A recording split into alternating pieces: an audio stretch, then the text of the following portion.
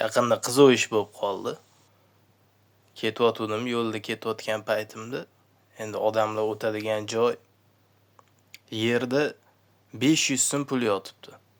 500 so'm qog'oz puldi. Endi bundoq qarab ketasiz. Odamlar oyoqlari bilan bosib tashagan haligi pulni. Bosilib yotibdi, hamma o'tyapti.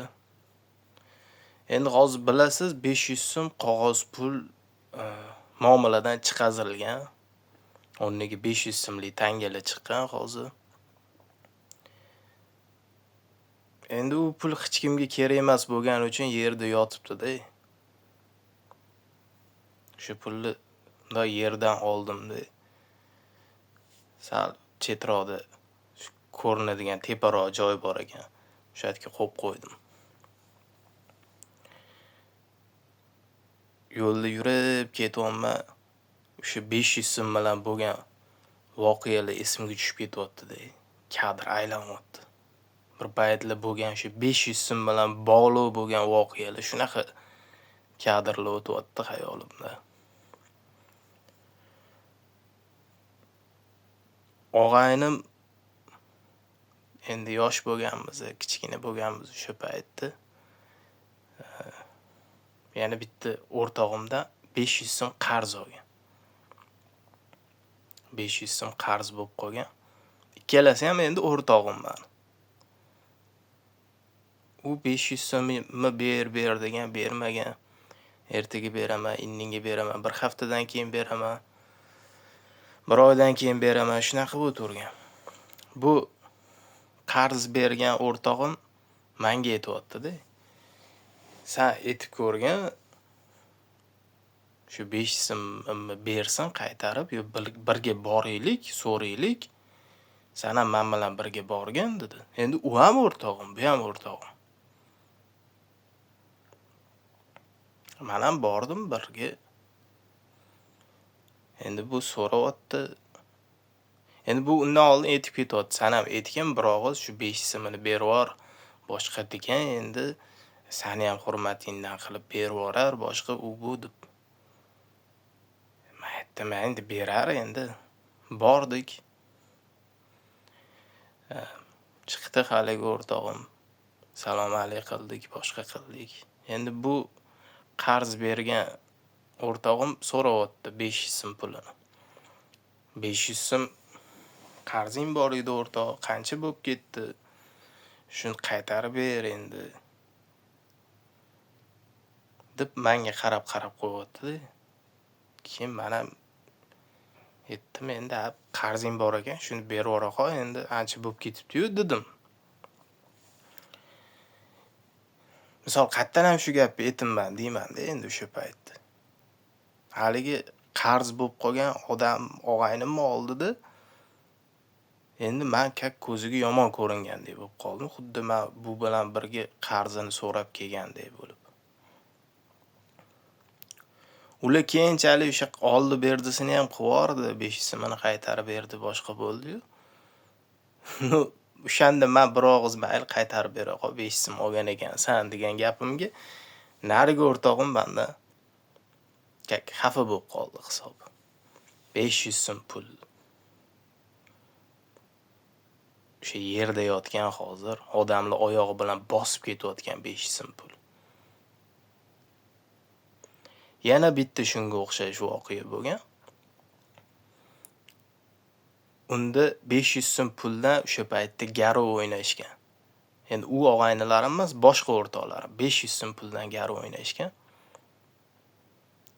Bittasi yutqizib qo'ygan.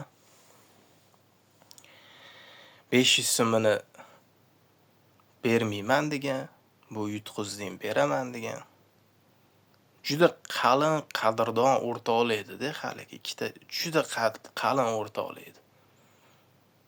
Endi men uni birinchi aytgan voqeamdagi ikkita o'rtog'im endi tanish o'rtoqlar edi. Jonajon qadrdon o'rtoq emas edi, chunki endi bu hozir aytayotganim bir-biriga garov o'ynab yutqizib qo'yib 500 so'm beraman, bermayman deyotganlar juda qadrdon qalin o'rtoqlar edi-da bir-biri bilan.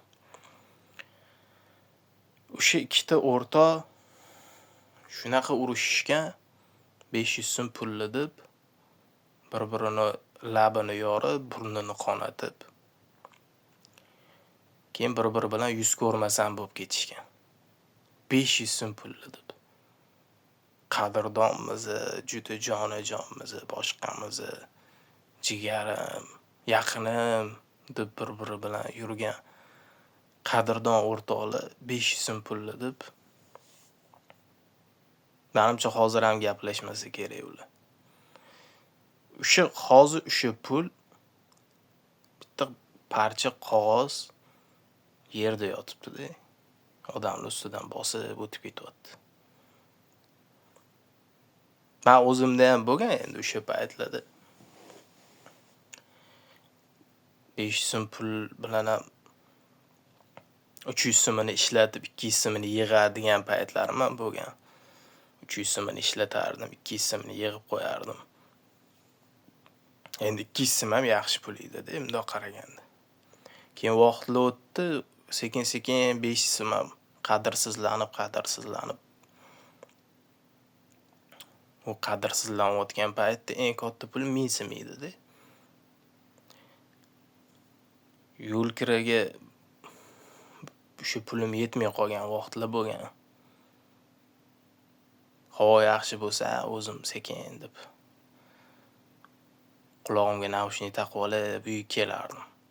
Yo'l uzoqroq bo'lsa ham, endi havo yaxshi bo'lsa, o'shani ham ishlatib bir xillarda o'zingizdan ayab, cho'mchagingizda bo'lsa ham bir xillarda ayab shu pulni olib qo'ying deb vaqtlar bo'lganda shunaqa.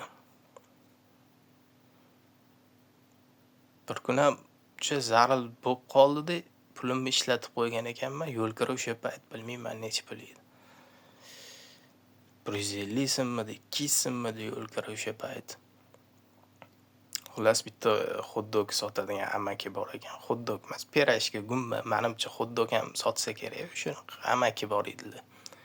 Tanimayman, yangi ochgan paytlik o'sha payt. Endi men xijolat bo'ldim, bordim. Aka, assalomu alaykum. Uyga ketishim kerak edi, shu 200 so'm berib tursangiz.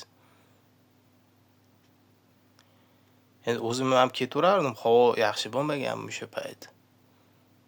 Bo'ldi deb 200 so'm olib berdilar. Ertasi kuni bordim, hali odamga 500 so'm berdim. Aka, kecha mana shunaqa vaziyat bo'lib qoldi, eslagan bo'lsangiz, mana men 500 so'm. Nima deganingiz bu? Yo'q. Men jonim bilan addushi, aka 500 so'm deb hali odamga 500 so'm berib yubordim. Endi o'sha 500 so'm bilan bo'lgan voqealarni qarang. Mana hozir siz ham ko'rib turibsiz, bilib turibsiz. Sizni paytingizda 500 so'm qanaqa kuchga ega bo'lgan? Mana kommentariyaga yozib qo'ying. 500 so'mga nimalar olardingiz? 200 so'mga, 100 so'mga nimalar olardingiz? 25 so'm, 10 so'm, 5 so'm pullar bo'lardi. 500 so'm. O'sha paytda eslaganlar bo'lsa kommentariyaga yozib qo'yinglar. 500 so'm. Juda ko'p voqealar bo'lgan, juda ko'p. Men hozir endi ozginasini esladim. Sizlar bilan bo'lishkim kelyapti shu narsalarni. Men endi bu gapim bilan aytmoqchi bo'lgan gapim mana bir paytlar Moskvich olaman deb pul yig'ib Moskvich ololmagan odamlarni bilaman-da. Ana pul yig'ib boshqa qilib Jiguli mashinasini havos qilib umuman Jiguli haydamasdan o'tib ketgan odamlarni bilaman. O'sha paytda endi Jiguli mashinasi yo Volga mashinasi hozirgi gelikda mana hozir. Bir xil gelik deydi-yu, Gelenwagen deydi. Bir xil hozir qizlar ham o'rganyapti. Geliki bor bo'lsa. Baraka topkurlar degisi keladi-da o'shalarga. O'sha vaqt kelib qarayirsalar, Xudo umri bersa, yoshinglar katta bo'lib, bir joyga borib, o'sha 80, 90, 100 larga chiqarsalar. Sizlar u qarigan paytinglar navaranglarga mashi gelikki deb, mashinaga bo'lgan gelikki deb o'zini qizlar baxtidan kechgan deb aytib bersanglar, mana bu to'rtburchak qora mashinami, shunga u Alimsodan qolib ketgan-u deb aytishadi-da. Chunki hozir mana Moskvich ham odamlar uje mensimay qo'ydi. Jigulilarni mensimay qo'ydi odamlar. Shu bir paytlar Jigulilar qanaqa mashina bo'lgan, Volgalar qanaqa mashina bo'lgan. Bilganlar biladi uni. Men aytmoqchi bo'lgan gapim, nimaga 500 so'mdan boshlab Volga, Moskvich deyapman, hammasi o'tib ketdi-da o'sha. U 500 so'mni qadri ham qog'ozligicha qolib ketdi. Ikki o'rtada ikkita yaqin qadrdon o'rtoqlar bir-biri bilan yuz ko'rmas bo'lib, bir-birini og'zini qonatib, burnini qonatgani qoldi. O'sha hozir gelik deyotganlar, boshqa deyotganlar hamcha vaqti keladi, gelikingiz ham debdi mashinaga aylanib qoladi. Yo bir boshqa iPhone deydi, boshqa deydi. iPhone ham yildan yilga eskirib ketyapti. Mana bugun yangisi chiqsa, 1 yildan keyin o'sha eskiryapti. U baxt u bilan o'lchanmaydi. Baxt iPhone bilan, gelik bilan yo qanaqadir narsalar bilan emas. Sizni oldingizdagi odamni eslaysiz o'sha paytda. Mana hozir bo'lgan narsa bo'lsa, yana 20 yil, 30 yil, 40 yil, 50 yildan keyin men gelikda mana aylanuvdim emas. Men shu yoningizdagi qadrdon og'aynizni eslaysiz, bir paytlar mana shunaqa aylanuvdik. O'sha o'rtog'ingiz, o'sha xotiralaringiz. Ayolingiz bo'lsa ayolingiz, eringiz bo'lsa eringiz qoladi xotirangizda. Billa eslaysizlar. O gelik, pelik boshqa ular bitta matoh. Gapimga qo'shiladiganlar bo'lsa, o'zingizlarning fikringizni kommentariyada yozib qoldiringlar. Odamdan hech narsa aziz emas.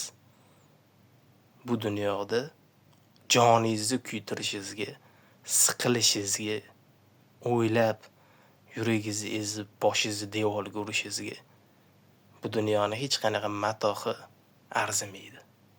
Ishonavering, arzimaydi. Gapimga qo'shiladiganlar bo'lsa, o'zingizlarning fikringizni yozib qoldiringlar. Bitta dona like bosib qo'yinglar. Ko'proq odamga ko'rsin, manfaatli bo'lsin. Bu shunaqa gaplar TV kanali. Sizlarni ko'rganimdan xursandman. O'zingizlarni ehtiyot qilinglar. Sog' bo'linglar.